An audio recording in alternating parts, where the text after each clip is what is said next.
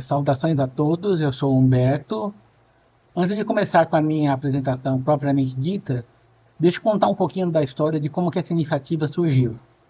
Então, o professor Fábio Simas e o Eric, ambos da Unirio, convidaram algumas pessoas para constituir um clube de leitura em educação matemática. A proposta é escolher textos selecionados de educação matemática para serem lidos, apresentados e discutidos pelo grupo. Então aqui eu vou tratar dos dois primeiros capítulos desse livro que eu vou falar logo a seguir, né?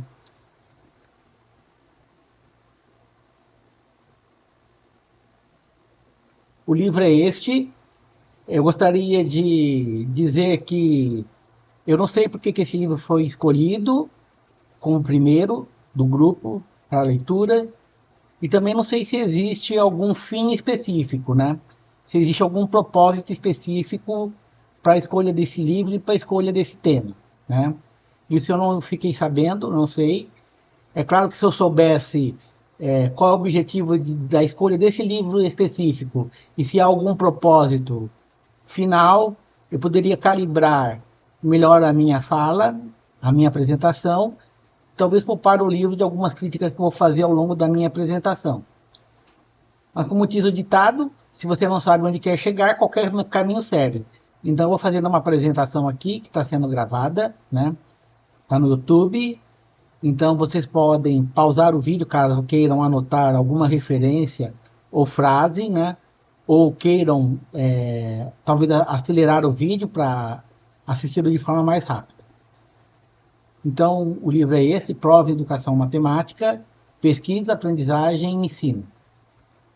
Eu começo apresentando a descrição do livro que é dada na Amazon e o que o próprio livro faz também na editora. Então, assim diz, a pesquisa sobre ensino e aprendizagem de provas e demonstrações matemáticas expandiu nas últimas décadas. Este livro tem como objetivo ajudar professores, pesquisadores e estudantes de pós-graduação a superar a dificuldade de obter uma visão geral da pesquisa sobre provas e demonstrações. E os coloca em um quadro contextual que permite ao leitor compreender as declarações, às vezes contraditórias e contrárias na literatura. Também fornece exemplos de pesquisas atuais que exploram como padrões mais amplos de raciocínio e argumentação, oferece insights sobre o ensino e aprendizagem. Os autores, David e Christine, são canadenses. Aqui estão os retratinhos deles, tá certo? Bem, o livro tem o estilo de começar cada sessão com uma pergunta.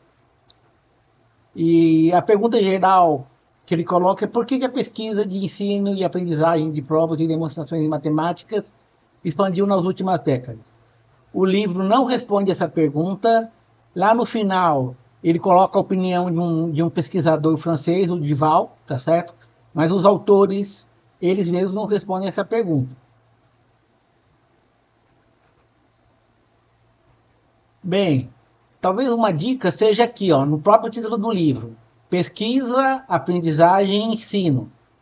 Pelo resumo que a gente viu, pela apresentação, o foco está muito voltado para a pesquisa, né? Para pesquisadores da área, para pesquisadores interessados em provas e demonstrações de educação matemática.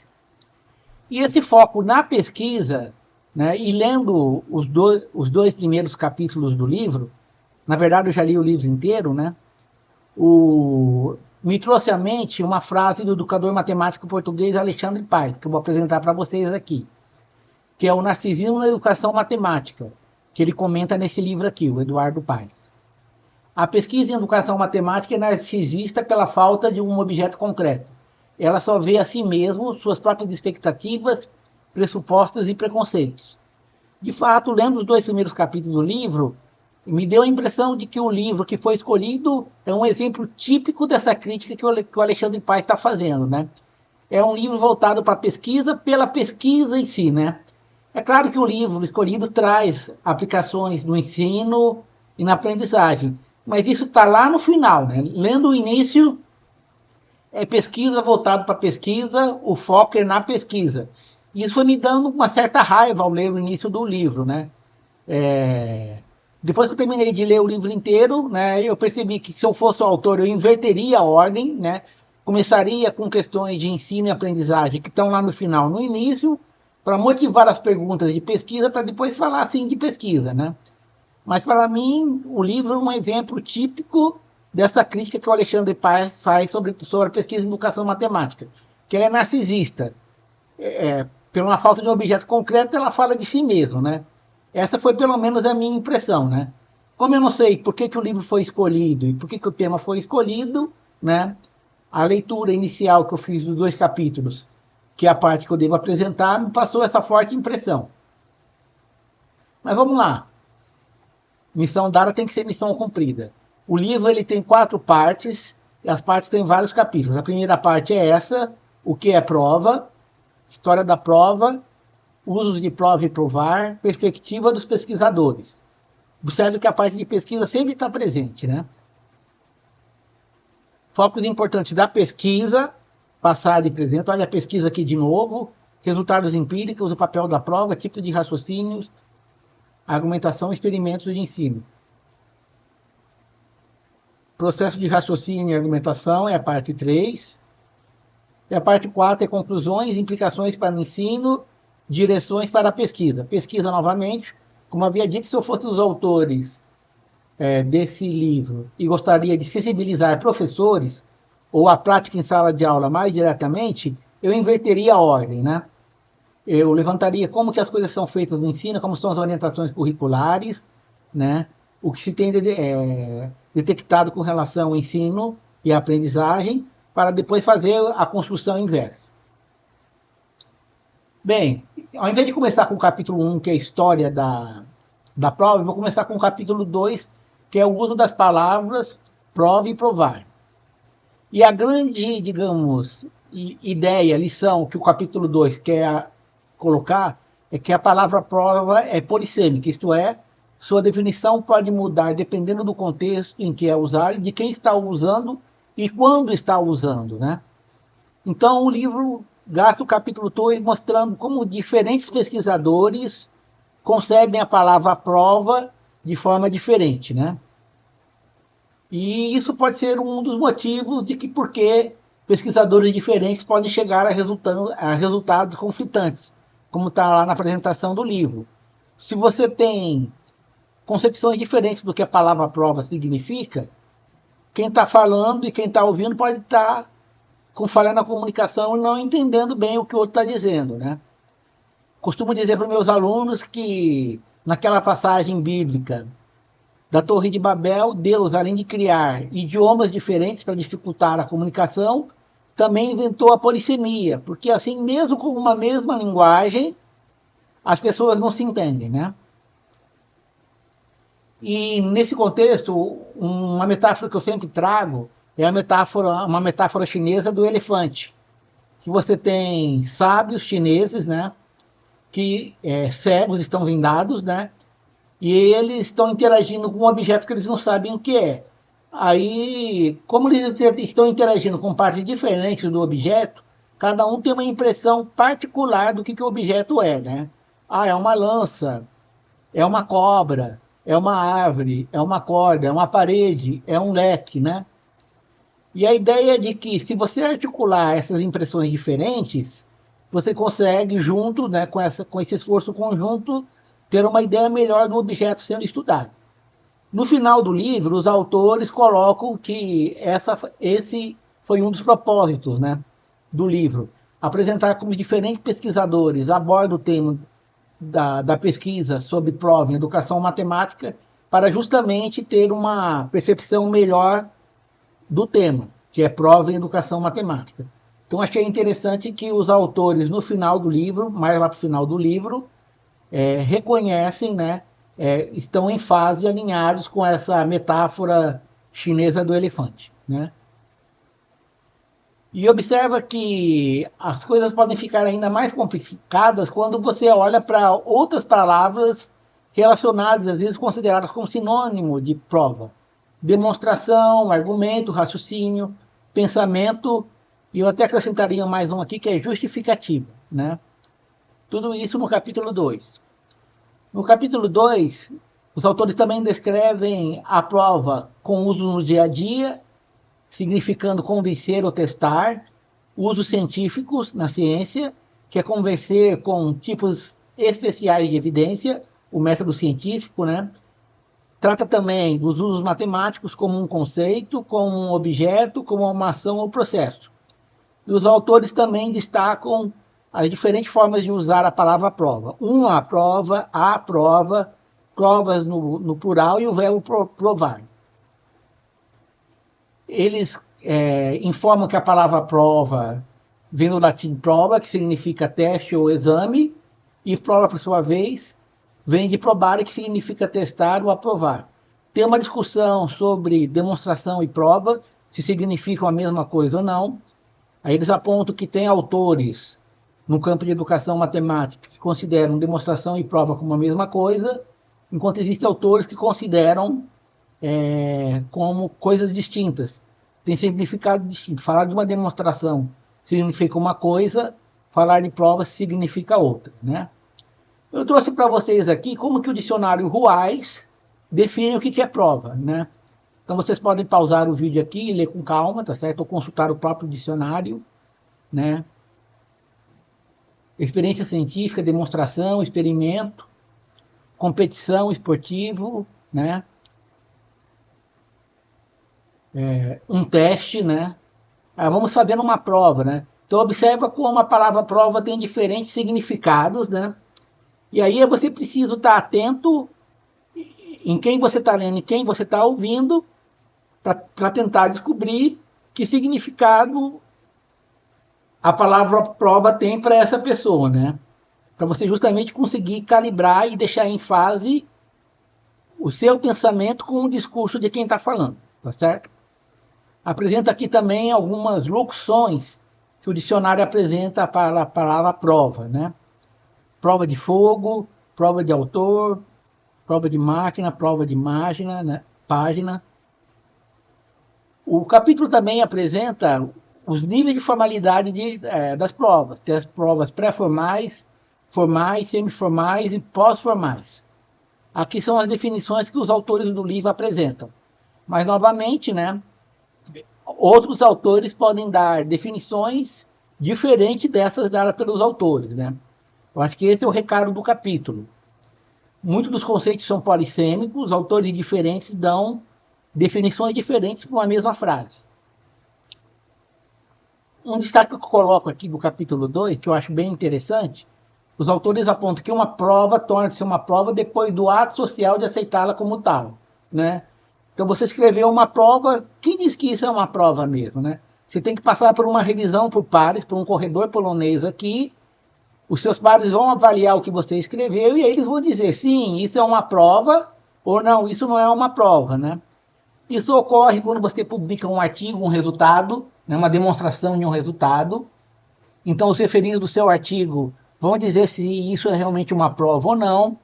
Ou se você está defendendo uma tese, um TCC, os membros da banca, a revisão por pares, é que vai no final dizer se o que você colocou de fato é uma prova ou não, né? A revisão por pares é uma prática comum.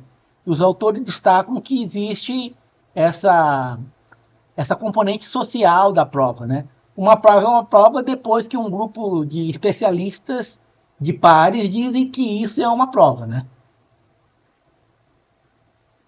Aqui outras marcações, outros destaques. Os autores colocam que Balacheve é um dos autores que fazem distinção entre prova e demonstração. Para Balacheve, demonstração significa prova matemática.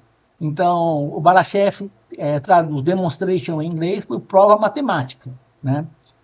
Bom, mas isso é o Balacheve, né? Muitos autores não fazem distinção, eu mesmo não faço distinção entre prova e demonstração. Eu uso as duas palavras como sinônimos, tá certo? Mas existem autores que não, né? Mesmo em outros idiomas, né? Em francês, espanhol, em italiano, né?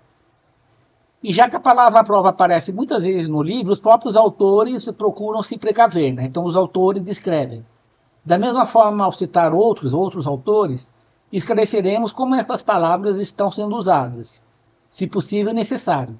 Se o significado for suficientemente claro pelo contexto, ou se o significado for tão obscuro que não conseguimos determinar o que é, então não tentaremos sugerir como o autor está usando prova, né?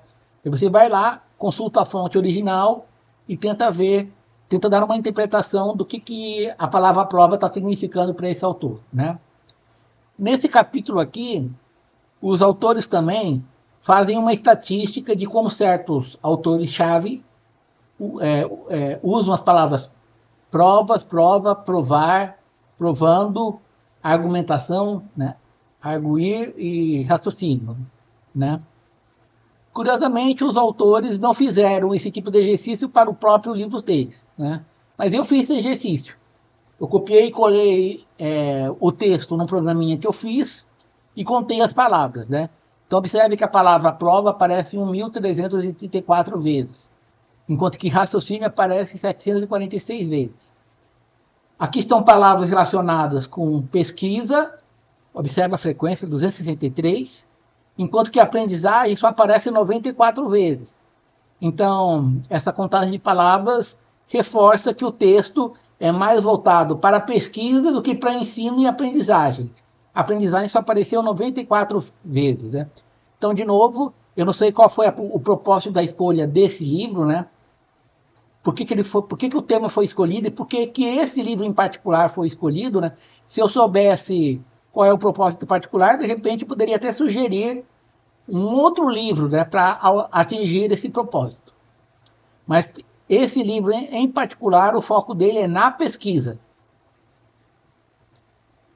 Nos alunos da licenciatura na UF, com relação a essa polissemia de palavras, eu costumo apresentar esse trechinho aqui de Alice no País dos Espelhos, que trata, né, justamente da questão de uma palavra ter vários significados. Então, no livro Alice no País dos Espelhos, a Alice encontra o Humpty Dumpty, que é esse ovo que vive perigosamente em cima de um muro. Aí os dois se encontram, eles começam a ter uma conversa sobre aniversário e desaniversário, né? E aí na historinha, né, o Humpty Dumpty, ele diz assim para Alice, Glória, Alice, né? Mas a Alice não entende porque o Humpty Dumpty disse Glória para ela. Aí o Humpty Dumpty fala, nossa, eu falei Glória porque você consegue se expressar muito bem, né? Você sabe argumentar muito bem, né? Mas aí a Alice reclama, mas isso não é o significado da palavra glória, né? Aí o Humpty Dumpty replica, quando eu uso uma palavra, disse Humpty Dumpty, num tom de deboche, ela significa apenas o que eu quero que ela signifique, nem mais e nem menos. A questão é, disse Alice, se você pode fazer com que uma mesma palavra signifique tantas coisas diferentes. A questão é, disse Humpty Dumpty, saber quem dita as regras, ponto final. Então isso que eu chamei de princípio Humpty Dumpty. Você tem que saber quem está ditando as regras. Então, se você está lendo uma orientação curricular, a BNCC, por exemplo, e a BNCC indica lá que você tem que tratar de alguma habilidade específica que consiste em provar, então você tem quem está ditando as regras é a BNCC. Então você vê como que a BNCC define prova e aí você segue com essa definição de prova dada pela BNCC, porque quem está ditando as regras é a BNCC. Se você está fazendo uma pesquisa de doutorado na área de prova em educação matemática e o seu orientador tem uma definição de prova, eu acho que é de bom tom você se alinhar com a definição de prova dada para o seu orientador, porque em geral é ele que está ditando as regras. Então o que eu digo para os meus alunos da UF é, observe quem está ditando as regras e tente se alinhar com quem está ditando as regras, né? Se vai participar de um concurso e o tema é prova em educação matemática, olha lá na bibliografia sugerida. E aí você se alinha com a definição dada para a prova na bibliografia sugerida. O importante é saber quem está ditando as regras, né? Tem um princípio que é o princípio Humpty Dumpty, que eu chamo de princípio Woody Allen, que é o princípio Humpty Dumpty um nível acima, né? Dentre o caso de uma palavra ter múltiplos significados, pode acontecer que esse significado vem de interpretação que pessoas dão para que uma pessoa disse ou escreveu, né? Então, sei lá tem lá Euclides, né, o Balashèv, né, que deu uma definição de prova. Aí os autores do livro estão interpretando o que Balashèv disse. De repente, Balashèv pode não concordar com o que os autores disseram, interpretaram o que ele disse. Eu mesmo, né, estou fazendo uma apresentação aqui. Então, eu estou interpretando o que os autores do livro interpretaram dos vários autores. Já é uma interpretação de segunda ordem, né? Então, esse trechinho aqui de um filme do Woody Allen, né? Aqui está o link para vocês assistirem o trechinho do, é, do vídeo, do filme, lá no YouTube. É uma sketch assim, humorística, bem humorada, que retrata bem esse princípio, né? De que em ciências sociais você tem que tomar muito cuidado, né? Para identificar o que realmente um autor disse e o que alguém, mesmo um especialista, interpreta ou acha que o autor original disse, né? Tá certo? Bom, vamos agora para o capítulo 1, que é a História da Prova. E aí os autores do livro começam com uma pergunta. A história da prova em matemática tem implicações diretas para o ensino e aprendizagem das provas? Se sim, como, né?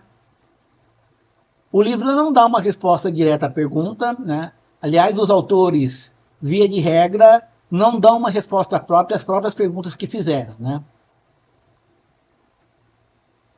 E aqui você pode pensar numa pergunta mais geral, né?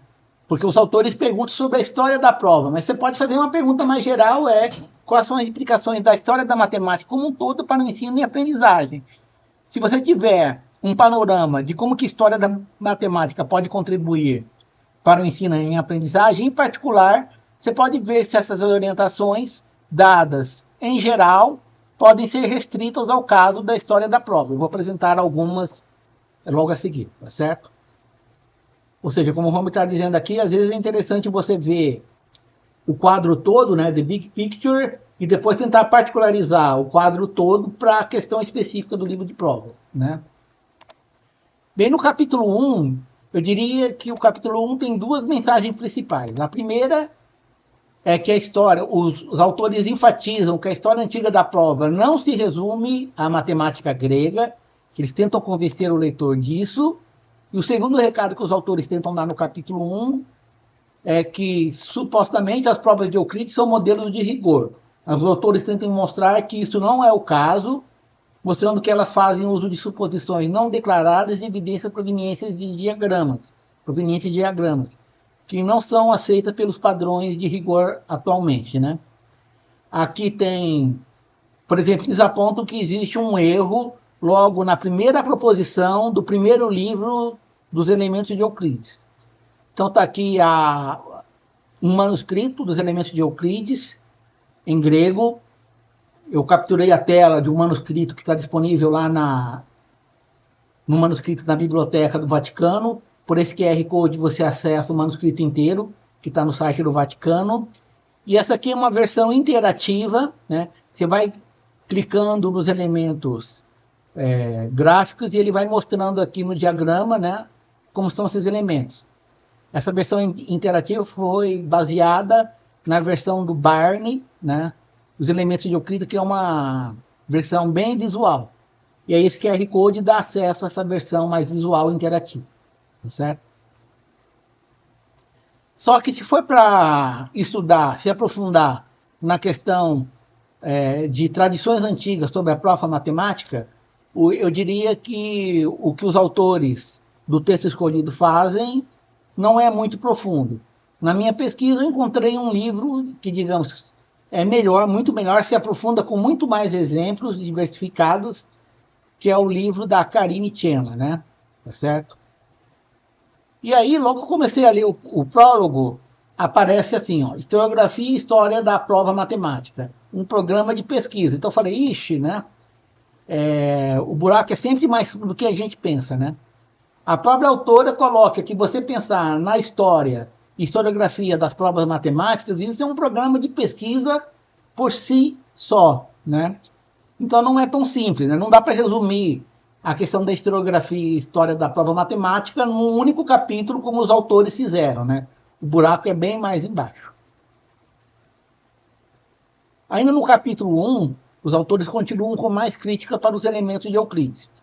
Então eles dizem, por exemplo, que a proposição 4 dos elementos, a justificativa dada, né, a prova dada para a proposição 4, que nada mais é que o critério lado, ângulo, lado de congruência de triângulos, em Euclides, a prova é complicada, né, não é aceita, porque faz o uso de sobreposição de figuras, coisa que não está descrita, não é uma inferência lógica e não está axiomatizada por Euclides, né?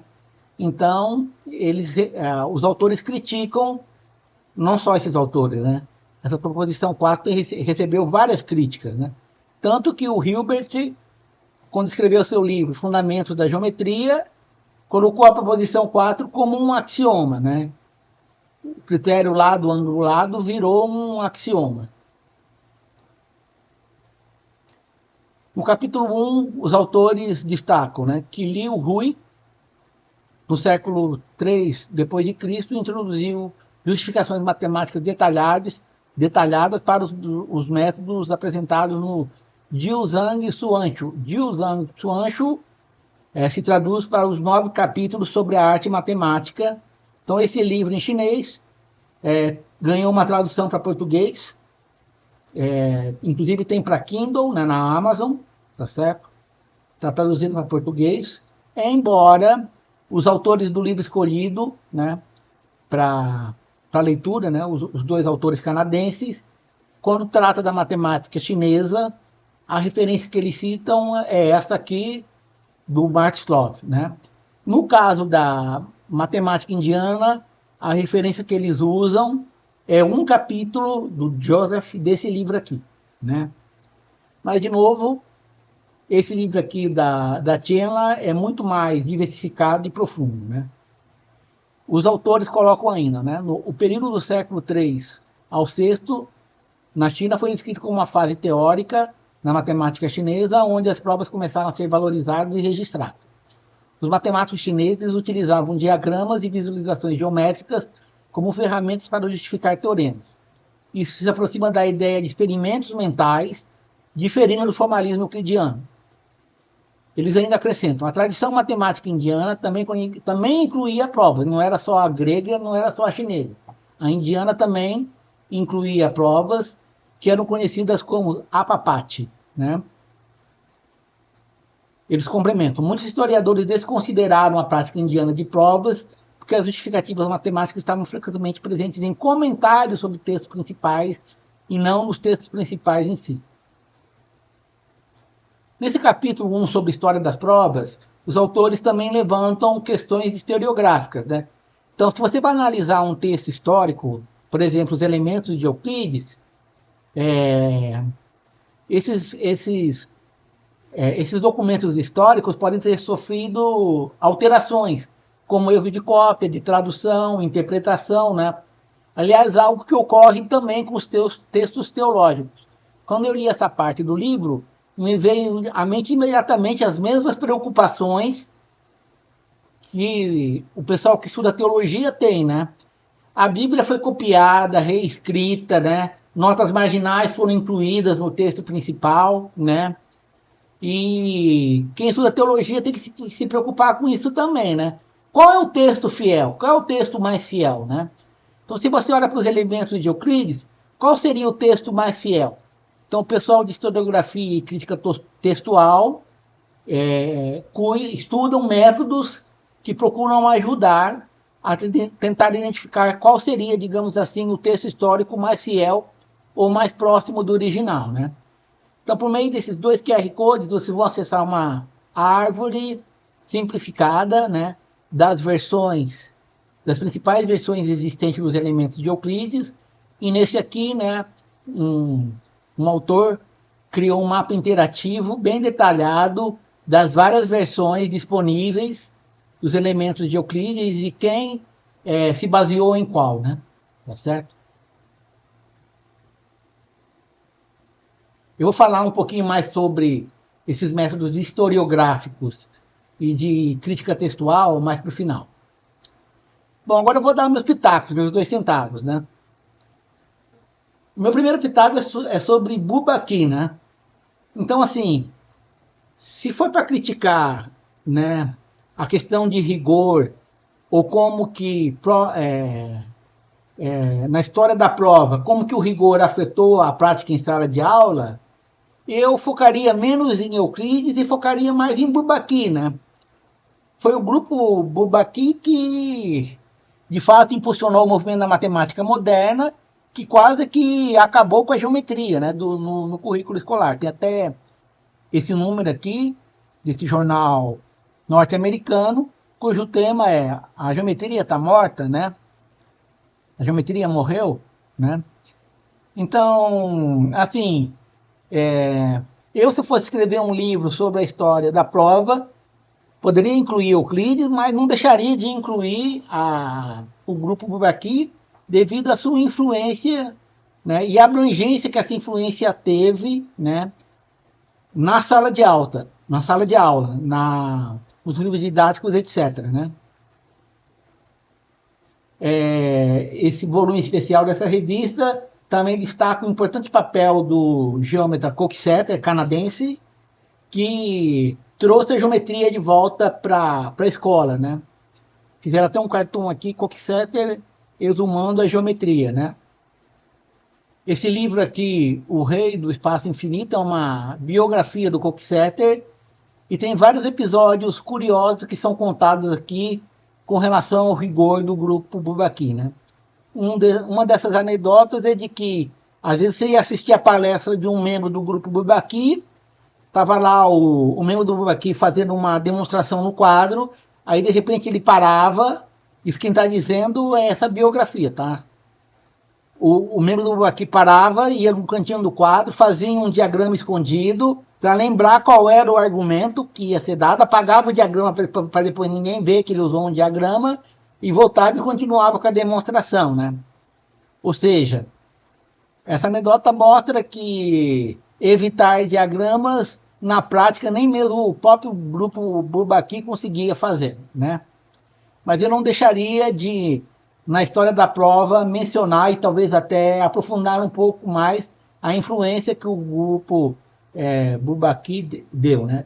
Aliás, o próprio grupo Bourbaki critica os elementos de Euclides, né? Abaixo Euclides, morte aos triângulos, né? Frase que o matemático francês Dieudonné colocou, né? E aqui eu faço uma defesa de Euclides, né? O pobre do Euclides apanhou de todos os lados. Apanhou dos educadores matemáticos, que disseram que a obra dele, Os Elementos, acabou influenciando, né, o ensino da matemática de tal sorte que os elementos foram considerados como elementos, como modelos de rigor e não são, tá certo? Então, o Euclides apanha dos educadores matemáticos, como apanha também de matemáticos. Veja a crítica lá do grupo Bourbaki com relação aos elementos, né? E assim, eu acho que criticar Euclides não é justo, né? O que Euclides fez foi sistematizar os resultados de geometria que se conhecia até a época, né? Foi depois que outras pessoas usaram os elementos com fins diversos. Então a culpa não é dos elementos, a culpa não é de Euclides. Eu penso assim, né? A culpa é do uso que acabaram fazendo os elementos de Euclides, né? Das escolhas que a humanidade fez posteriormente a Euclides, né? Tadinho do Euclides. Outra pitaco que eu gostaria de dar é com relação, nessa parte histórica, a origem que a prova matemática tem da teoria das narrativas. Esse é um livro onde eu aprendi que uma possível origem para a nossa prova matemática, ela vem com uma combinação de vários elementos. A geometria prática, que era feita na época, a narrativa poética, né, de Homero lá, a Odisseia, né, a Ilíada, a prova retórica que vem da prática jurídica e da política, né? Então, se você observar um advogado tentando defender um argumento, a própria narrativa, a própria forma de falar de um advogado se assemelha muito a como a prova matemática é escrita, né? Então, esses autores aqui nesse livro defendem que a prova matemática ela tem uma origem na teoria das narrativas e tem uma origem lá na parte da retórica jurídica e política, né? Se você olhar na ágora, né, grega, as pessoas se reuniam e as pessoas em público tentavam defender pontos de vista, argumentar o seu ponto de vista, para depois fazerem uma votação lá na ágora, né? Então esses autores argumentam que muito dessa prática de oratória, que é uma prática de narrativa, acabou influenciando a prova matemática. Esse não é o único livro, né, que tenta apontar para essa origem histórica que vem da teoria das narrativas. Esse é um outro livro que tenta defender esse ponto de vista. Os autores do livro que a gente está lendo, né, os autores canadenses, eles mencionam que existem essa linha da narrativa, eles mencionam o trabalho do educador Brunner, mas eles dizem que preferem não detalhar essa linha histórica, embora não explique por que eles evitaram não detalhar a história das provas seguindo esse viés da teoria das narrativas. Eu tenho curiosidade de saber por que isso foi cortado, né? Por que isso não foi tratado. Até porque, além da referência dada pelos autores canadenses, já existem outras referências também, né? Então já existe um corpo de defensores da história da prova do ponto de vista da teoria das narrativas. Sobre a questão da influência cultural que as tradições gregas de prova deu, eu vou comentar aqui como um pitaco um episódio que eu aprendi aqui no livro da Chandler. Fiz até um vídeo colocando esse episódio, né, de uso com segundas intenções, poderia dizer uso, entre aspas, do mal, né, da matemática. Então, se você acessar esse QR Code, você vai ver o vídeo que eu fiz. A história que a Chandler coloca é a seguinte, vou resumir aqui para vocês, né? Ou não, para ser mais direto, mais curto, eu vou deixar vocês assistirem o vídeo, né, para vocês verem aqui um exemplo de segundas intenções, né, do uso da matemática. Se refere à catequização dos chineses por padres jesuítas, e aqui eu fiz uma imagem de um padre segurando a Bíblia na mão e os elementos de Euclides na outra. Então, nesse vídeo eu conto, né, faço um resumo do que a Chandler coloca, de como que os jesuítas usaram os elementos de Euclides como uma maneira de catequizar e ganhar penetração lá na China, né? Tá certo? Mas aí vocês vejam aqui o vídeo, tá bom? Vou poupar vocês de alguns minutos aqui da minha fala, né? Outro pitaco que eu gostaria de dar é um pitaco que eu aprendi com o Carl Sagan no seriado Cosmos. Esse é o livro, mas também tem um seriado, não sei se vocês já assistiram, tem um seriado antigo, depois foi regravado, e aí tem outras temporadas, né, com outro apresentador do seriado Cosmos. E tem um episódio onde o Carl Sagan, né, ele mostra como que essa influência pitagórica, né, euclidiana, em oposição à tradição jônica, isso influenciou, né, o pensamento científico, né? Então, de novo, eu não vou economizar tempo não apresentando os detalhes desse confronto entre pensamento puro e experimentação. Nesse QR Code eu separei aqui um trechinho do episódio que trata desse confronto entre a tradição pitagórica, pensamento puro, com relação à experimentação, que é a tradição jônica, né?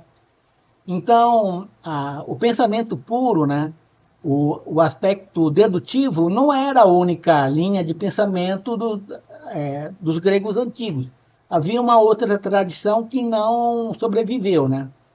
Aí o Carl Sagan coloca que havia uma briga, né, séria entre os pitagóricos e os jônicos, e os pitagóricos tentando eliminar a tradição jônica, né? Mas aí vocês assistem aí o vídeo que eu separei para vocês, tá certo? Agora, vamos olhar a história que os autores fizeram aqui, né? A história da prova de matemática tem implicações diretas para o ensino e aprendizagem de provas? Se sim, como? Bem, os autores não respondem a pergunta, mas lá na parte 3, eles colocam um comentário com relação sobre a importância da história do ensino de demonstrações. Não sobre a história da prova em matemática, mas sim sobre a história do ensino. Então eles colocam assim: por essa razão, valorizamos estudos como os de Herbst, que exploram a história do ensino de demonstrações. Ao entender melhor as mudanças do passado que nos trouxeram às práticas atuais, compreendemos essas práticas de uma maneira que pode apoiar mudanças futuras.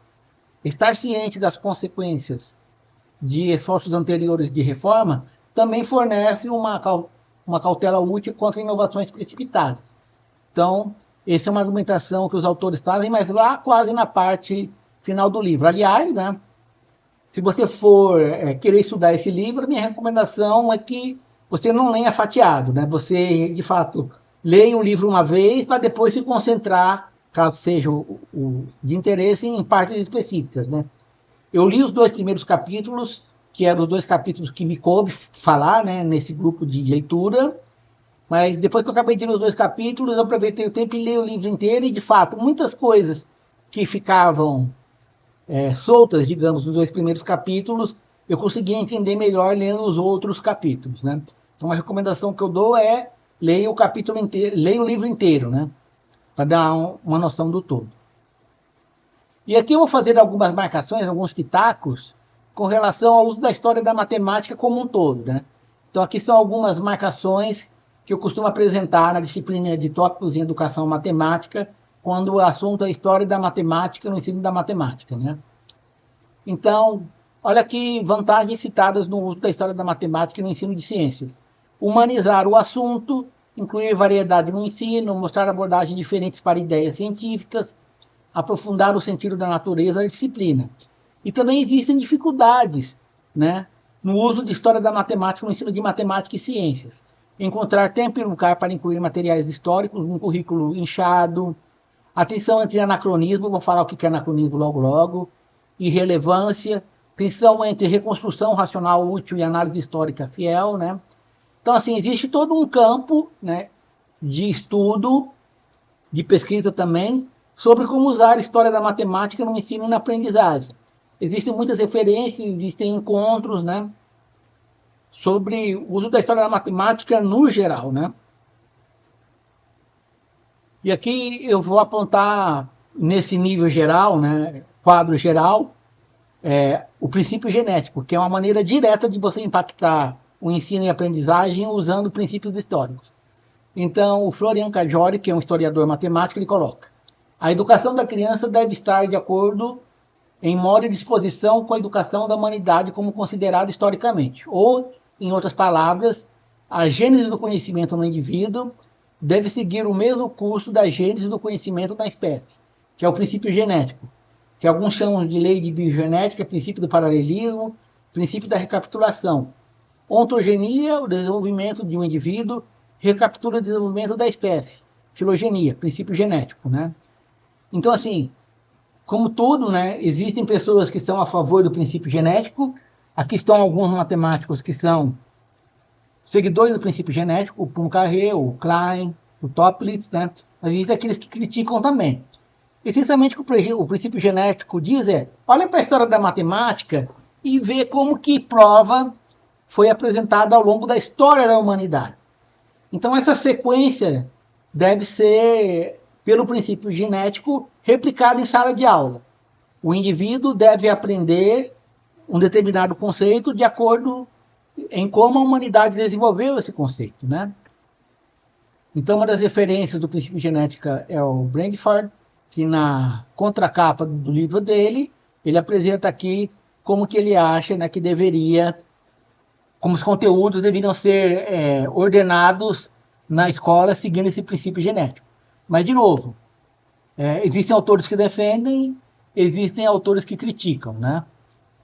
O Toeplitz, que é um dos defensores do princípio genético, inclusive escreveu um livro de cálculo usando essa abordagem genética, né? Então veja como que o cálculo, as ideias do cálculo foram surgindo na história da humanidade.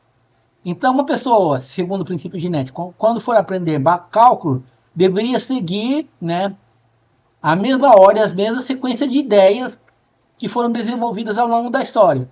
Então observa que o livro de cálculo do Toplitt começa lá com a natureza dos processos infinitos que já apareciam na matemática grega, né? Então, o sequenciamento das ideias de cálculo que aparece aqui no livro do Toplitt é justamente a sequência de como essas ideias apareceram no desenvolvimento da humanidade, né? Agora deixa eu falar um pouquinho de anacronismo, né? Então eu não sei o quanto que vocês, né, conhecem sobre a questão da história da matemática no ensino e na aprendizagem. Eu vou falar aqui de alguns conceitos chaves, acho que um deles que vocês devem trazer consigo é a ideia de anacronismo, né? Anacronismo, em palavras simples, é você analisar, julgar, né, avaliar, né, ou retratar o passado com olhos do presente. Um exemplo clássico é a Última Ceia do Leonardo da Vinci, né? Então esse quadro que foi pintado pelo Leonardo da Vinci procura retratar como que foi a última ceia, como retratada lá na Bíblia, né? Aí a pergunta é, será que essa pintura ela é fiel do ponto de vista histórico? Será que se eu voltasse no tempo, me teletransportasse lá para a salinha onde Jesus realizou a última ceia, será que eu veria algo muito parecido com o que está aqui ou não, né? Então os historiadores dizem que essa pintura de Leonardo da Vinci ela é anacrônica. Por quê? Porque Leonardo da Vinci retratou uma cena histórica com olhares do presente de Leonardo da Vinci, né? Então observe que aqui no fundo você tem uma paisagem que lembra a Itália, né? E não lembraria, por exemplo, de fato, como seria a localidade lá da Judéia, né? Jesus e seus discípulos são retratados como italianos, né, renascentistas, e não como judeus daquela época, né? Então, essa imagem aqui, ela é anacrônica, ou seja, é uma imagem que retrata o passado com olhares do presente, né? Eu costumo, quando falo de anacronismo, apresentar os Flintstones, que é um exemplo máximo do anacronismo, que, aliás, a graça do desenho é justamente o uso do anacronismo, né? Então, Hanna-Barbera, nos Flintstones, tenta retratar como que seriam os elementos do presente, né? Por exemplo, uma televisão, como seria um controle remoto, né? Como seria uma máquina de lavar roupa, como seria uma máquina de lavar louça, como seria um forno, né? Que são elementos do nosso presente lá na pré-história, né? Então é tudo anacrônico, né? Não havia televisão na pré-história, né? Isso aqui é um retrato anacrônico, mas, de novo, né, a graça uma das graças, né, do Flintstone é justamente essa abordagem anacrônica. Olha o ventiladorzinho aqui, né? Como seria um ventilador na época da pedra, né? Tá certo? Então isso que é o anacronismo. Olhar o passado com uma mente do presente, né? O que não é daquela época. O Teorema de Pitágoras. Eu, quando aprendi o Teorema de Pitágoras, aprendi usando semelhança de triângulos. Mas se você for olhar nos elementos de Euclides, a demonstração apresentada pelo Teorema de Pitágoras não é via semelhança de triângulos, é via áreas. Apresentar via semelhança de triângulos não está errado, é uma prova válida. Só que ela é anacrônica do ponto de vista histórico, né? Historicamente, como Euclides colocou, né, a prova não foi feita por semelhança de triângulos, mas sim por áreas, né? Holm e Goldstein, dois historiadores da ciência, colocam: o problema com o anacronismo é que ele torna o historiador em um participante que faz uso de conceitos e teorias que não estavam disponíveis ao praticante da época, né? Então, uma coisa é você aqui no presente tentar criticar o passado, outra coisa seria imaginar como que uma pessoa, né, vivendo naquela época, um colega, criticaria Euclides, por exemplo, né? Tá certo? Então, como uma pessoa do passado criticaria outra pessoa do passado e não cometer o anacronismo, né, de alguém do futuro, né, do nosso presente, tentar analisar ou avaliar o passado, né? O Grayton Guinness, ele trata do anacronismo contrapondo história com herança, né? Então uma coisa é a história, outra coisa é a herança. o que a história sendo modificada e utilizada, né? Os elementos matemáticos históricos sendo utilizados e modificados, né? Qual foi a herança que ele nos trouxe aqui, né? Então ele tenta contrapor história com herança. O Wagner, ele já propõe uma economia crítica de anacronismos. Ele comenta: se desaprendemos tudo o que é suspeito de ser anacrônico, devemos também desaprender nossa linguagem contemporânea, arriscando ficarmos mudos. Ou seja, ele aponta que, por bem ou por mal, você, ao falar, ao você escrever sobre algo do passado, você, em certo nível, já está cometendo anacronismo. Por quê? Você está escrevendo usando palavras do presente, né? Que, de repente, são palavras, conceitos e termos, né? Palavras que não estavam disponíveis no passado. Então, algum nível de anacronismo você vai acabar cometendo, né? Senão você não consegue falar de história. Então ele diz que você tem que fazer uma economia crítica do anacronismo.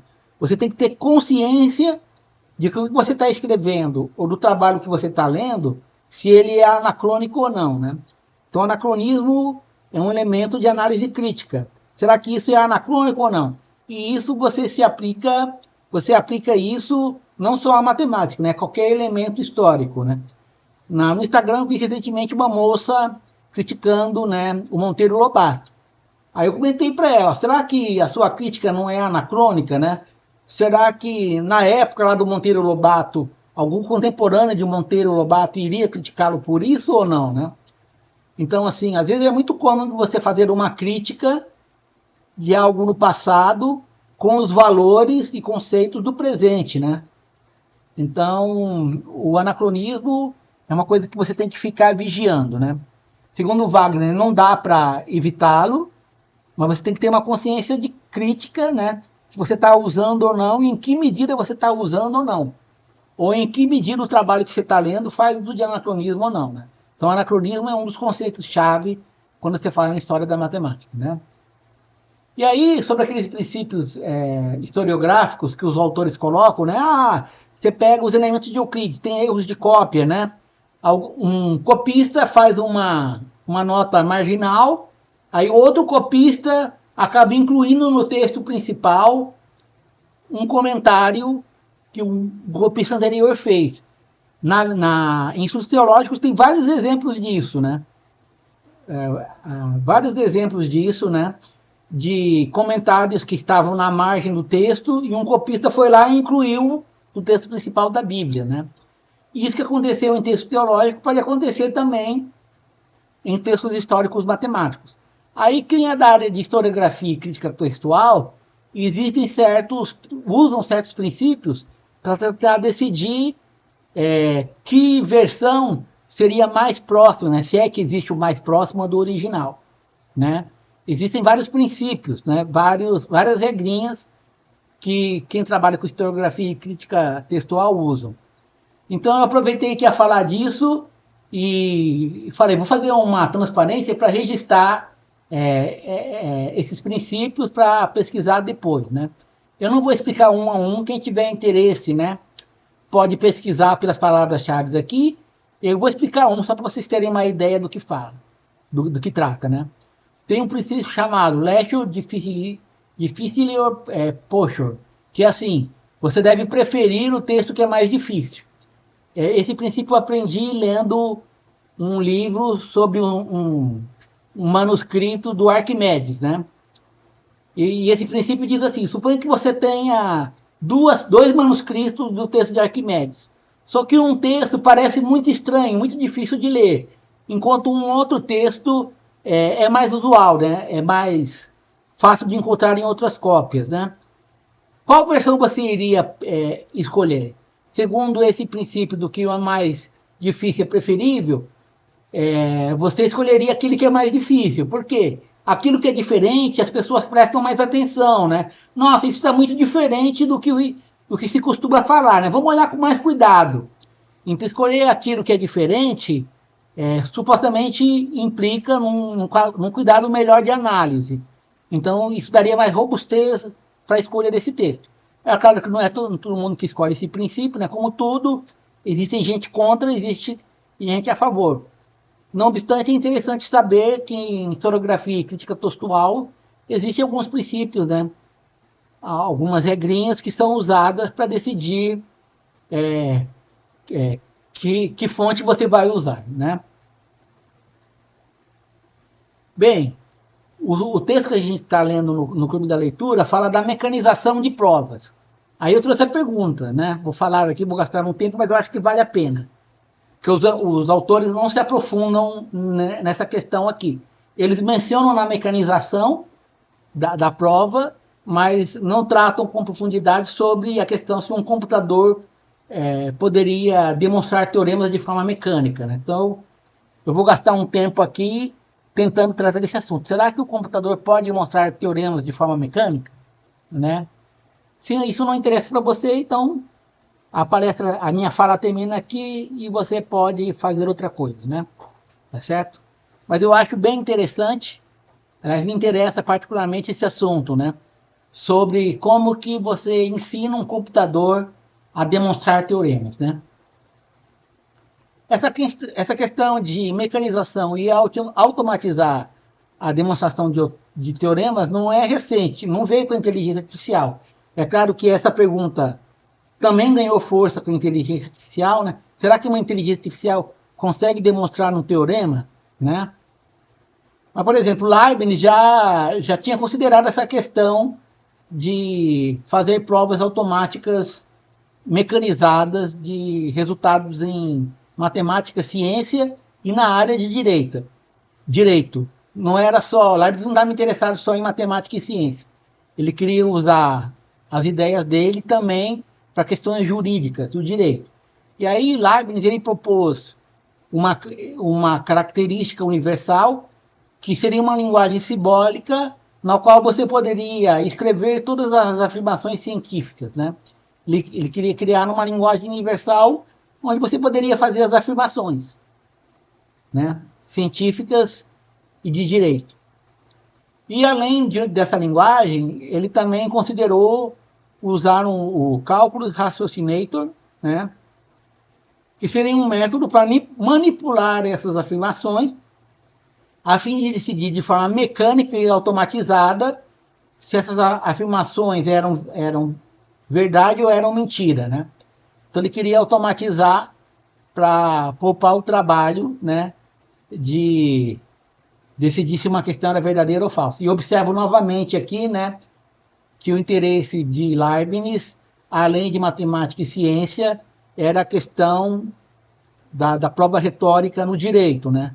Aí eu lembro lá minha transparência anterior sobre a origem da prova como narrativa, né? Que teve uma componente do direito, né? Da parte jurídica. E aqui Leibniz tinha essa intenção também. Mais do que provar de forma mecânica se uma sentença em matemática e ciência era verdadeira ou falsa, na verdade o que ele queria também era automatizar decisões na área de direito, né?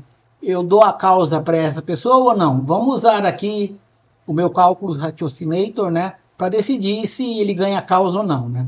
De forma mecânica e ainda assim, então, de uma forma impessoal, né? Desde que você acredite que, de fato, esses dois elementos, de fato, comprovam ou conseguem realizar o que se propõe, né?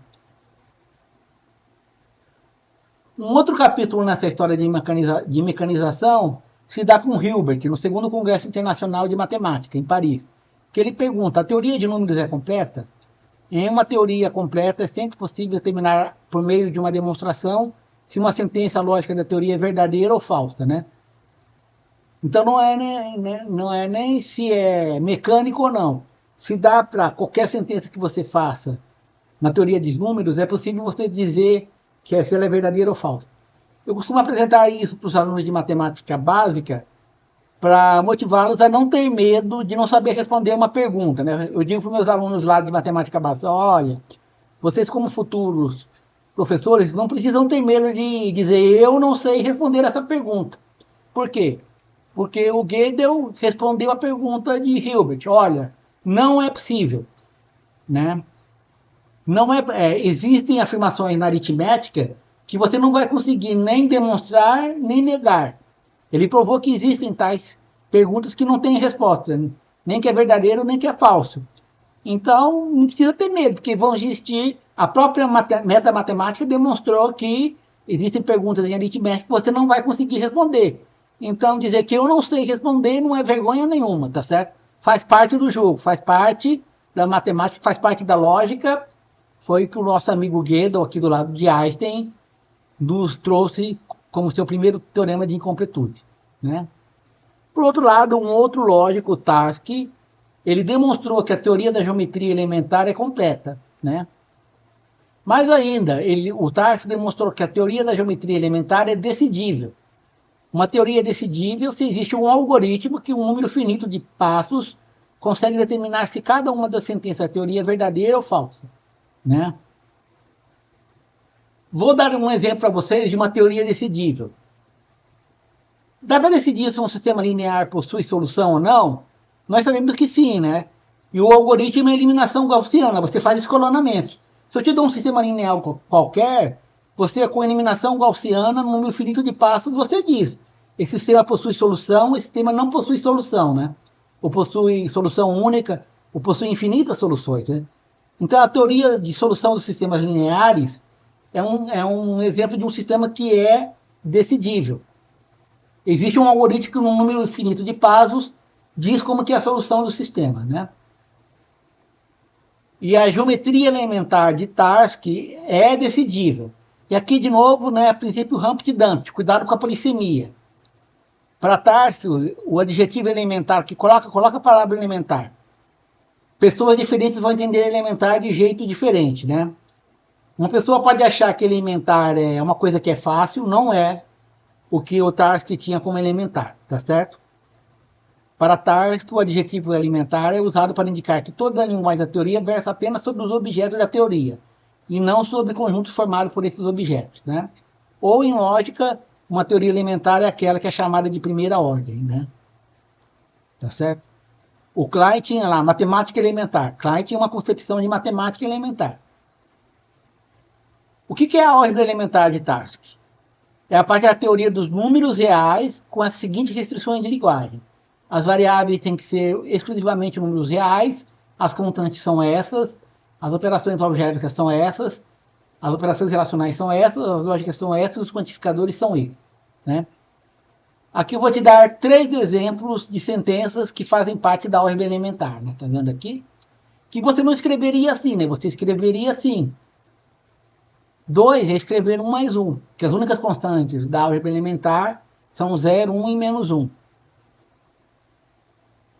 Essa aqui é falsa. Essa sentença aqui está dizendo o quê, né?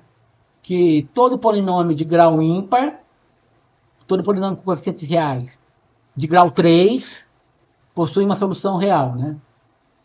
O que é verdadeira.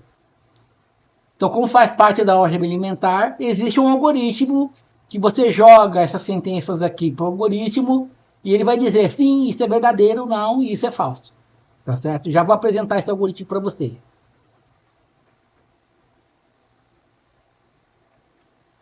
E agora eu vou apresentar 2 exemplos de sentenças que não fazem parte da álgebra elementar. Para todo n natural, existem A, B, C naturais, tal que A elevado a n mais B elevado a n igual a C elevado a n.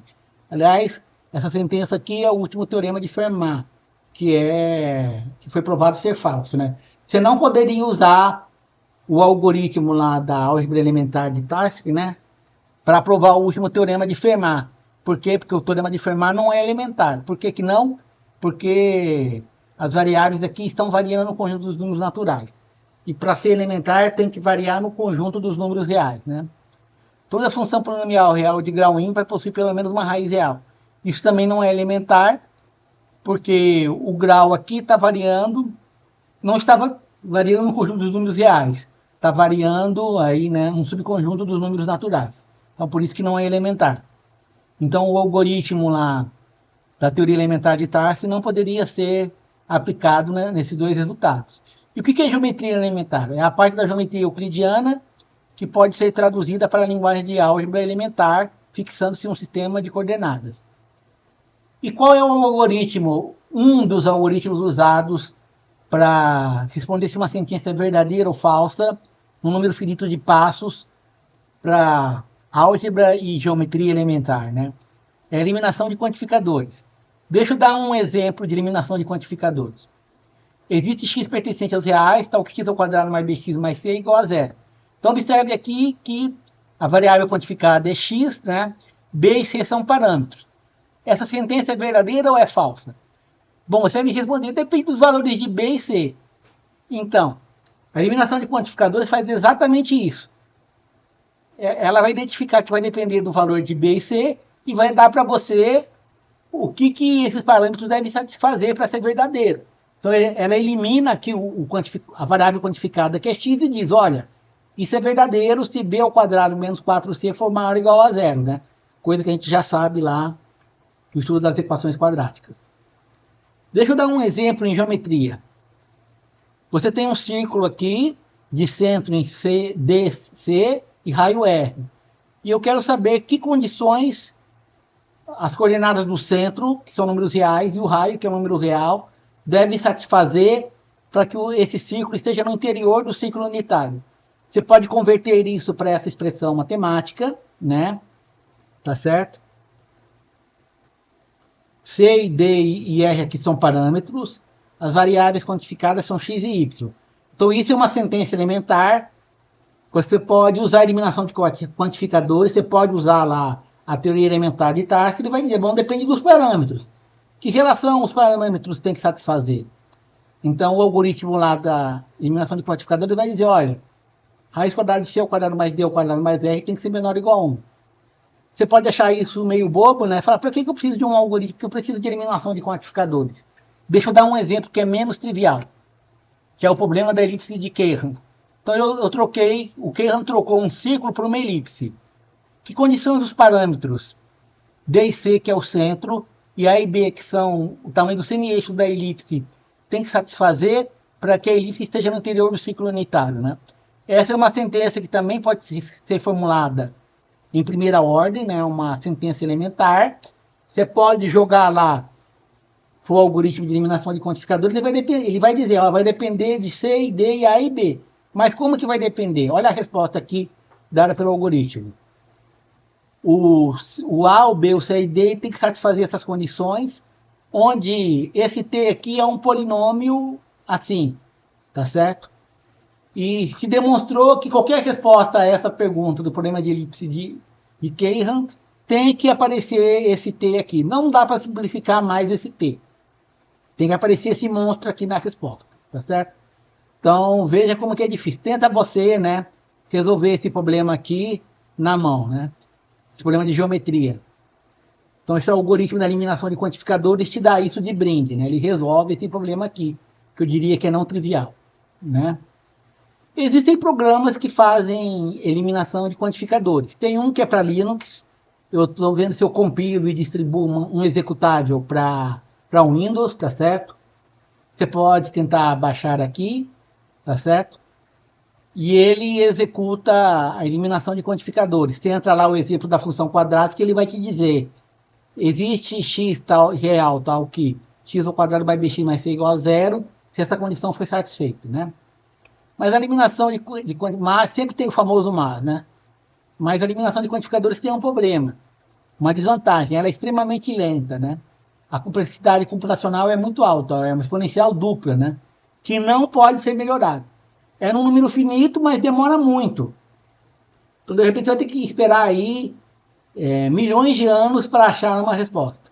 Tanto que o problema da elipse de Keiran, o CapCAD não conseguiu resolver. Demorou e não resolveu, né? Se você é um feliz proprietário do software matemática da Wolfram, né? O matemática ele tem também eliminação de quantificadores por decomposição cilíndrica algébrica, né? E aí sim, né? Eu joguei no matemática o problema da elipse de Keiran e o matemática me devolveu aquela condição que eu apresentei para vocês, né? Tá certo? É interessante que existe esse algoritmo, né? Ou existem outras iniciativas, né, em tentar mecanizar demonstrações de geometria. Na década de 60, esses três pesquisadores tentaram usar ferramentas sintéticas. Sintética aqui é no sentido de tentar imitar o que seria uma demonstração humana, como um humano faria, né? Considere o ponto A, trace um segmento ligando A até B. calcule a interseção do segmento AB com o segmento CD.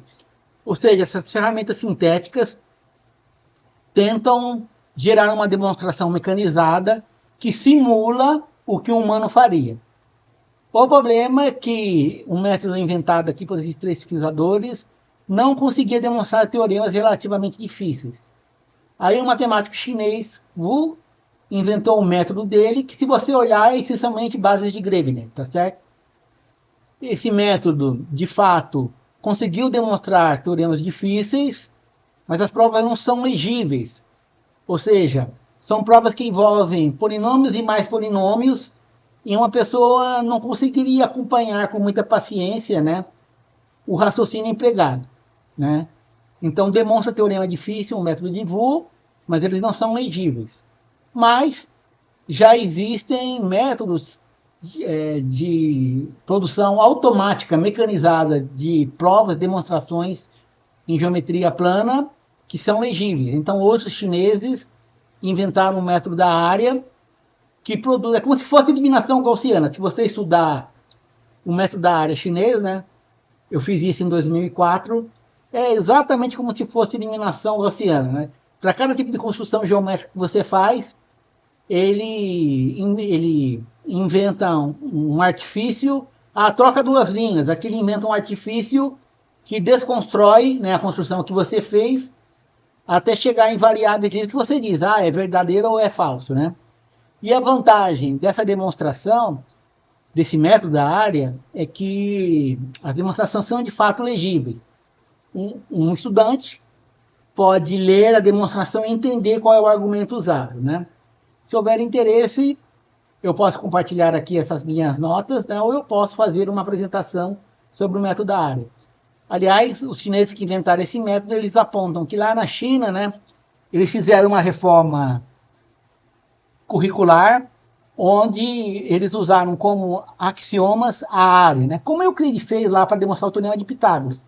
Foi feito usando áreas. Eles tentam argumentar que áreas é uma ferramenta poderosa para demonstrar teoremas, né? Se você for usar semelhança ou congruência de triângulos, isso é complicado, porque a semelhança e congruência não aparece de graça. Às vezes você tem que traçar segmentos auxiliares nada óbvios para conseguir aplicar semelhança ou congruência. Enquanto que quando você trata com áreas, eles têm aqui os lemas básicos, né? Os resultados básicos, fica muito mais fácil, né? Então isso é interessante. Eu tenho curiosidade, eu tentei na época achar, né, os documentos. Primeiro que os documentos não estavam disponíveis e os documentos de reforma curricular estavam todos em chinês. E aí eu desisti em tentar me aprofundar sobre essa abordagem chinesa que tenta se apoiar não em semelhança e congruência de triângulos, como a gente aqui no Ocidente faz, mas sim na parte de áreas. Está aí um desdobramento interessante no ensino e aprendizagem de geometria, né? Bom, já estou caminhando para o final da minha fala aqui, né? Acho que estou demorando muito, mas eu achei que valeria a pena falar desses assuntos, né? E eu gostaria de terminar com desdobramentos que eu acho que no final da leitura, da apresentação e discussão dos capítulos do livro que foi escolhido, a gente deveria fazer. De novo, eu repito, eu não sei qual foi a intenção de escolher esse tema e esse livro em particular, mas eu acho que no final a gente deveria dar alguma devolutiva para a sociedade, né? E aqui estão algumas sugestões, né?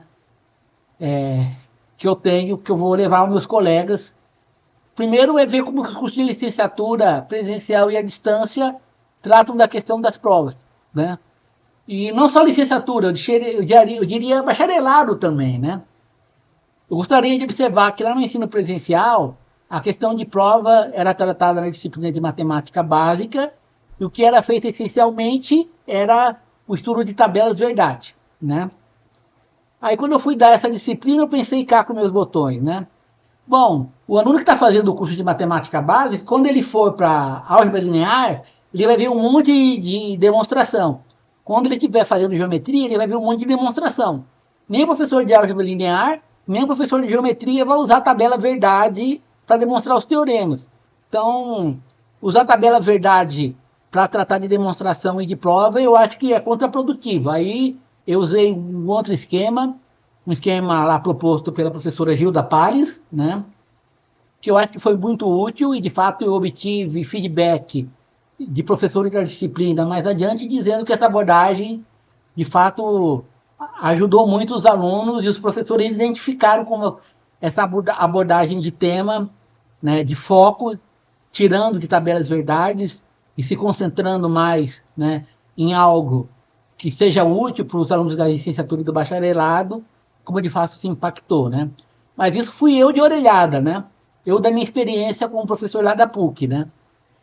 Eu acho que a gente deveria, o grupo do clube de leitura, né, sentar, depois de ler, discutir, né, apresentar, criticar o livro que foi escolhido e tentar tratar desse assunto, né? Como que os alunos da licenciatura deveriam, se deveriam, tratar da questão de provas e demonstrações, argumentos, justificativas, etc., né? E eu diria que esse assunto não é só para licenciatura, não, é para bacharelado também. Certamente um bacharel em matemática, ele vai fazer muita demonstração. Possivelmente no TCC dele, no mestrado dele, no doutorado dele, ele vai acabar demonstrando um teorema, né?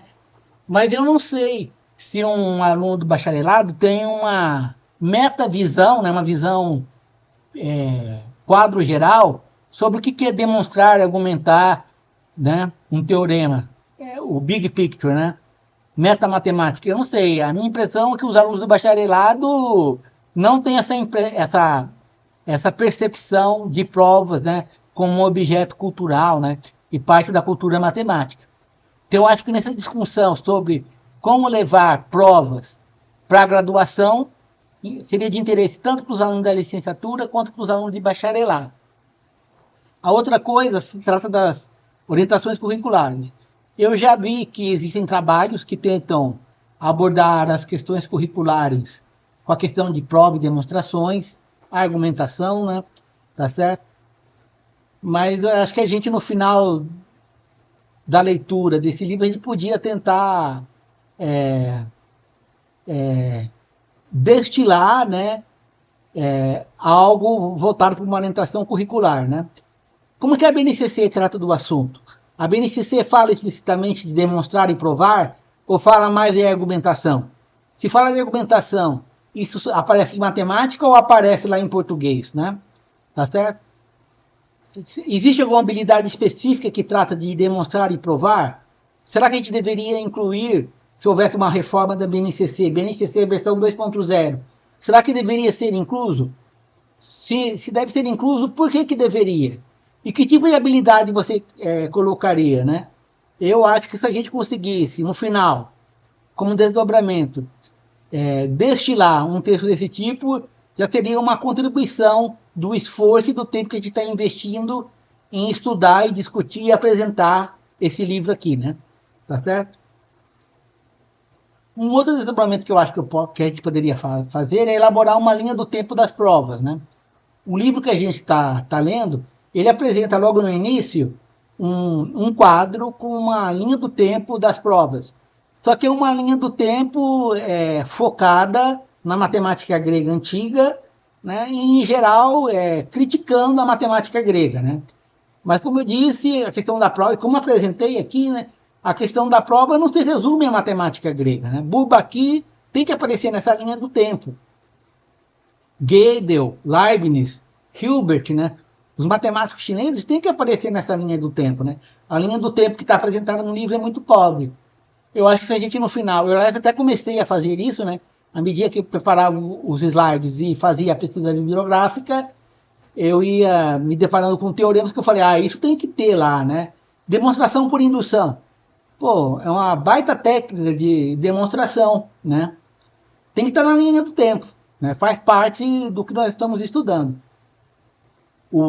Eu achei esse texto do Grantes, né? Que ele tenta dar uma abordagem sobre a história da prova matemática e tem vários elementos aqui que eu acho que eu vou acabar colocando na linha do tempo que eu estou fazendo. Então, se alguém tiver interesse em me ajudar na construção dessa linha do tempo, né, a gente faz uma linha do tempo bem bonita, né, bem diagramada, eu acho que isso vai ser um produto desse nosso esforço aqui do Clube da Leitura, que pode ser útil para pesquisadores, professores, alunos, né? na Wikipedia?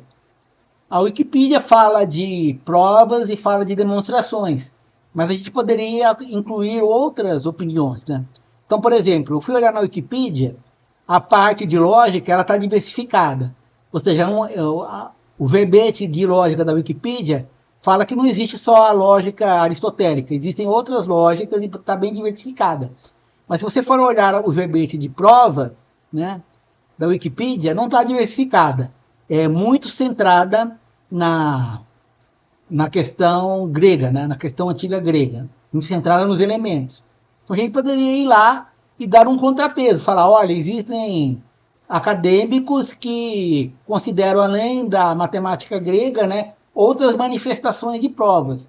Então eu acho que se a gente conseguisse dar um contrapeso na Wikipedia, isso também seria uma contribuição nossa, coletiva, para a humanidade, né? E eu acho que ao longo das apresentações vão aparecer outras sugestões de desdobramento, né?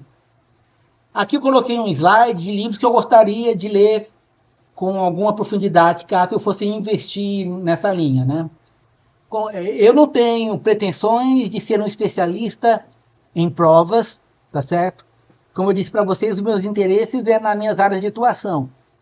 Na graduação, né, no ensino básico, ensino e aprendizagem. Não na pesquisa sobre provas, pela pesquisa em educação e matemática em si. Isso não me interessa, né? A pesquisa pela pesquisa não me interessa, não me motiva, né?